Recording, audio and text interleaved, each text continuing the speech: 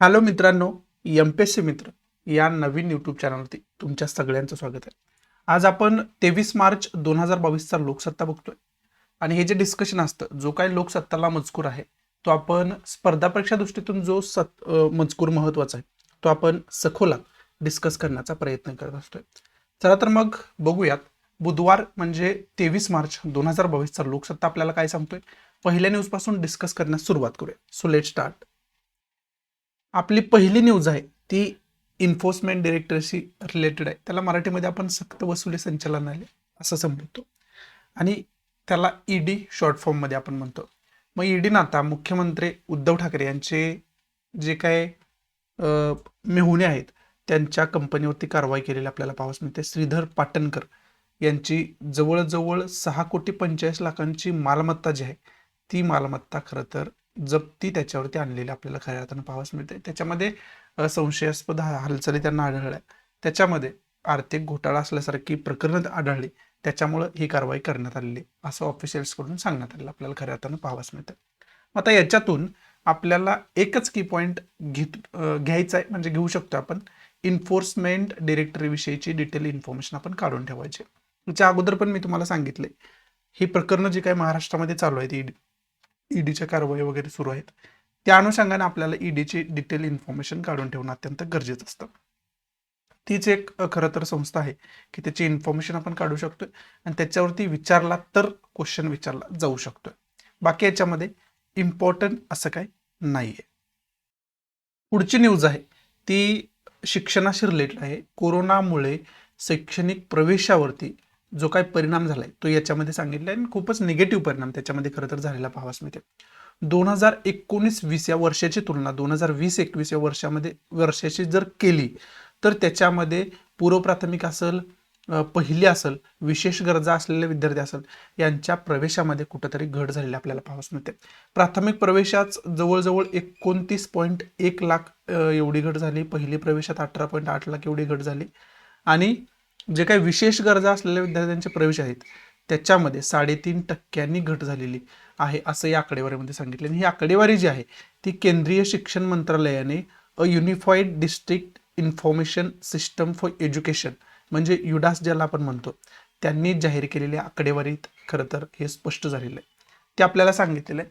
त्यामुळं विशेष करून याच्यातून तुम्ही जे काय unified district information system for education जे आहे ना, ती संस्था काय आहे, त्यांची आकडेवारी किती महत्त्वाची असते हे तुम्हाला त्याच्यातून कळेल. त्या संस्थेविषयीची डिटेल इन्फॉर्मेशन आपल्याला असायला पाहिजे. हा पहिला की पॉईंट याच्यातून तुम्ही घेऊ शकता. दुसरा की पॉईंट याच्यातून झाला तर नॅशनल एज्युकेशन पॉलिसी जाहीर केली आता. मग नॅशनल एज्युकेशन पॉलिसी काय त्याच्याविषयी डिटेल इन्फॉर्मेशन आपल्याला असायला पाहिजे. अगोदर पण तुम्हाला मी अनेक वेळा सांगितलेलं आहे. ही नॅशनल एज्युकेशन पॉलिसी खूप महत्त्वाची आहे. याचे की पॉईंट्स तुम्हाला माहिती पाहिजे, याच्यावरती कसाही क्वेश्चन फॉर्म होऊ शकतो. बाकी याच्यामध्ये इम्पॉर्टंट असं काही नाहीये. पुढची न्यूज आहे नॅशनल डिफेन्स अकॅडमीशी रिलेटेड आणि त्याच्यामध्ये विशेष करून आता नवीन नियमानुसार बॉर्डर संरक्षण करण्यासाठी मुली सुद्धा सज्ज होणार आहेत. म्हणजे आपल्या सुरक्षा व्यवस्थेमध्ये मुलींना सुद्धा त्याच प्रमाणात सहभागी करून घेण्यात आलेले आहे आणि त्या मुलींपैकी 19 मुलींची पहिली तुकडी ट्रेनिंग घेण्यासाठी सज्ज झाली नॅशनल डिफेन्स अकॅडमी सोबत. हे विशेष करून या न्यूजमध्ये आपल्याला सांगितलेलं खरं तर पाहावयास मिळते. या 19 पैकी 10 विद्यार्थिनी जे आहेत ते भारतीय लष्करी प्रशिक्षणासाठी तिथं दाखल झालेले आहेत.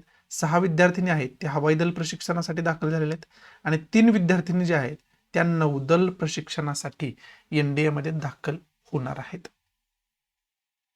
हे खरं तर 19 विद्यार्थिनींचं खरं तर विवरण आहे आणि त्याच्यामध्ये NDAची एक्झाम जी आहे ते राष्ट्रीय संरक्षण प्रबोधिनीतर्फे जी काही एक्झाम कंडक्ट केली जाते ती विशेष करून कुणाच्या थ्रू घेतली जाते तर UPSCच्या थ्रू ही एक्झाम घेतली जाते. केंद्रीय लोकसेवा आयोगातर्फे ही एक्झाम घेतली जात असते आणि 16.5 वर्ष वयोगटातील हे सगळं मुलं मुली असतात हे सुद्धा आपल्याला खऱ्या अर्थाने इथं सांगितलेलं आहे. मग याच्यातून तुम्हाला NDA विषयी जी काही इन्फॉर्मेशन आहे ती NDAची इन्फॉर्मेशन तुम्हाला असणं कुठंतरी गरजेचं आहे. नॅशनल डिफेन्स अकॅडमी ज्याला आपण म्हणतो. बाकी याच्यामध्ये इम्पॉर्टंट काय नाहीये. बाकी इम्पॉर्टंट हेच आहे की आता मुलीसुद्धा आपल्या देशाचं रक्षण करताना येणाऱ्या काळामध्ये आपल्याला खरं तर पाहावयास मिळणार आहे. तरी ही आपल्याला कुठंतरी प्राऊड करणारी गोष्ट आहे, आपल्याला कुठंतरी अभिमान वाटणारी गोष्ट आहे. हेच आपण याच्यातून घेऊ शकतोय. पुढची न्यूज आहे ती विशेष करून आपल्या जे राज्य शिक्षण मंत्री आहेत वर्षा गायकवाड यांच्याशी रिलेटेड त्यांनी हे जाहीर केले की शालेय क्रमातून कोणत्याही प्रकारे धार्मिक शिक्षण दिलं जाणार नाही, हे त्यांनी जाहीर केले खऱ्या अर्थानं आपल्याला पाहावयास मिळते. मग याच्यामधून जसं की मी तुम्हाला सांगितलं, शिक्षणाचा कोणताही मुद्दा आला तर पहिल्यांदा तुम्हाला हे माहिती पाहिजे की आपली नवीन नॅशनल एज्युकेशन पॉलिसी झाली ना, त्याच्यामध्ये काय काय तरतुदी आहेत, हे सगळ्या अंगाने तोच की पॉईंट खरं तर शिक्षणाशी रिलेटेड येऊ शकतोय. पुढं जी न्यूज आहे ती पेट्रोल दरवाढीशी रिलेटेड आहे, डिझेल दरवाढीशी रिलेटेड आहे. पेट्रोल प्रति लिटर 110 रुपयावरती गेलेलं आहे, 110.35 रुपयावरती गेलेलं आहे. आणि डिझेल जे आहे ते विशेष करून 93.14 रुपये वरती प्रति लिटर गेलेला आपल्याला खऱ्या अर्थानं पाहावयास मिळते. मग हा खरं तर परिणाम जर आपण बघितला तर डिझेल पेट्रोलच्या किमती का वाढत आहेत, म्हणजेच काय होतंय तर कच्च्या तेलाच्या किमती वाढत आहेत, जे आपण आयात करतोय विशेष करून. आणि तो परिणाम मला वाटतंय रशिया युक्रेन युद्धाचा आहे. कारण रशिया जो आहे ना, तो ऑइलचा आणि गॅसचा जगातला खूप महत्त्वाचा देश आहे, जो ऑइल आणि गॅस एक्सपोर्ट करतो. मग आता रशिया युक्रेन कॉन्फ्लिक्ट चालू आहे, युद्ध चालू आहे, त्यामुळे काय होणार आहे तर ह्यांच्या क्रूड ऑइलच्या ज्या काही किमती आहेत त्या वाढताना खरं तर रशियाच्या पाहावयास मिळणार आहे. बऱ्याच कंट्रींनी रशियाचे हे जे काही तेल आहे आणि गॅस आहे याच्या आयातीवरती बंदी लावलेली. कारण का तर त्यांच्यावरती वेगवेगळे प्रतिबंध लावण्याचा प्रयत्न युरोपियन कंट्री करताना आपल्याला खऱ्या अर्थानं पाहावयास मिळतात. मग आता विशेष करून या तेलामधून गॅसमधूनच ते त्यांची अर्थव्यवस्था सांभाळण्याचा प्रयत्न करणार आहेत. म्हणजेच काय, याच्या किमती खूप मोठ्या प्रमाणात वाढवताना आपल्याला पाहावयास मिळणार आहेत. त्यामुळं हा परिणाम जो आहे तो आपल्या अर्थव्यवस्थेवरती होतोय. आता याच्यामध्ये रशिया युक्रेनचं कॉन्फ्लिक्ट चालू आहे ना, त्याच्यामध्ये मी हे सगळं तुम्हाला समजावून सांगितलं. पहिलं तर लेक्चर त्याच्यावरती बनवलं होतं की रशिया युक्रेन वॉर का चालू आहे, याची सगळी इन्फॉर्मेशन दिली होती आणि याच्यामध्ये इंडियाचा स्टँड काय हे सुद्धा मी चांगल्या पद्धतीनं तुम्हाला समजावून सांगितलं होतं. त्यानंतर याच्याबरोबरच काय झालं तर नॉर्थ अटलांटिक ट्रीटी ऑर्गनायझेशन, ज्याला आपण नाटो म्हणतो, नाटो सुद्धा न्यूजमध्ये आले. त्यामुळे नाटोची सुद्धा सगळी इन्फॉर्मेशन देणारं वेगळं लेक्चर ऑलरेडी मी बनवून ठेवलेलं आहे. आणि तिसरा महत्त्वाचं म्हणजे या जे युद्ध चालू आहे, हे जे काही प्रकरण चालू आहे रशिया युक्रेन वॉरचं, त्याच्यामधून आपल्याला एक्झामच्या दृष्टीतून काय काय की पॉईंट्स काढायचे आहेत, हे सगळे की पॉईंट सांगणारं एक वेगळं लेक्चर मी बनवलेलं आहे. हे तिन्ही लेक्चर तुम्ही जर बघितलं नसेल तर प्लीज बघून घ्या. याच्यामध्ये या प्रकरणाशी रिलेटेड सगळी इन्फॉर्मेशन दिलेली आहे. याचं भारतीय अर्थव्यवस्थेवरती आणि जगाच्या एकूण अर्थव्यवस्थेवरती काय परिणाम होईल हे सुद्धा मी याच लेक्चर्समध्ये समजावून सांगितलेलं आहे. त्यामुळे ही तिन्ही लेक्चर बघून घ्या, तुम्हाला सगळी इन्फॉर्मेशन मिळून जाईल. जे काही अर्थव्यवस्थेमध्ये थोडीफार उलथापालथ होते, तो परिणाम कसा रशिया युक्रेन युद्धाचा आहे हे सुद्धा संबंध तुम्हाला समजून घेता येईल, त्याचे सुद्धा तुम्हाला समजेल.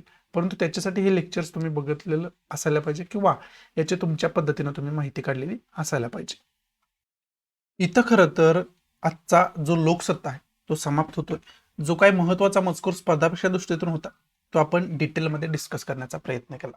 जाता जाता फक्त जे काही गाजणारे मुद्दे आहेत, एकतर जागतिक पातळीवर गाजणारा मुद्दा एकच आहे, रशिया युक्रेन कॉन्फ्लिक्ट. त्याच्याच रिलेटेड जे काही महत्त्वाचे लेक्चर्स आहेत ते ऑलरेडी मी बनवलेले, तुम्ही बघितलं नसेल तर प्लीज बघून घ्या. दुसरा म्हणजे हिजाब प्रकरण एक जास्त गाजते देशामध्ये आपल्या, त्यामुळे त्या हिजाब प्रकरणाशी रिलेटेड काय आहे, त्याला एक धार्मिक रंग प्राप्त झालाय. त्यामुळं आपल्याला फ्रीडम ऑफ रिलिजन जे भारतीय राज्यघटनेमध्ये कलम 25 ते कलम 28च्या अंतर्गत आपल्याला दिले, त्याचा आपण डिटेलमध्ये अभ्यास करून ठेवायचा आहे. आणि त्या अनुषंगानंच आपल्याला मूलभूत अधिकार जे आपल्याला दिलेत 12 ते 35, कलम 12 ते कलम 35 मध्ये, त्याचा सुद्धा आपल्याला डिटेल अभ्यास करून आपल्याला ठेवायचं आहे. हे दोन की पॉईंट तर आता गाजणारे मुद्दे खरं तर आहेत, त्याचा आपण डिटेल अभ्यास करून ठेवायला पाहिजे. आणि विशेष करून पॉलिटीवरती आपलं वेगळे लेक्चर सिरीज सुरू आहे. त्याचे पॉलिटी लक्ष्मीकांतची वेगळी लिस्टच बनवलेली आहे. त्याचं आपण टॉपिकचं डिस्कशन पहिल्यांदा करत असतो आणि त्यानंतर त्याच्यावरती जे काही MCQs असतात ते MCQचं सुद्धा आपण डिटेलमध्ये डिस्कशन करत असतोय, म्हणजे सर्वांगीण विद्यार्थ्याचा त्याच्यामध्ये अभ्यास व्हावा. त्यामुळे तुम्ही जर ते पॉलिटी फॉलो करत नसाल तर प्लीज फॉलो करा. पॉलिटीची पण तुमची चांगल्या पद्धतीने तयारी तिथं करून घेतली जाते. सो या ठिकाणी मी तुमची रजा घेतोय. भेटूया आपण नवीन लेक्चरमध्ये. तोपर्यंत thanks for watching. Goodbye, take care, जय हिंद.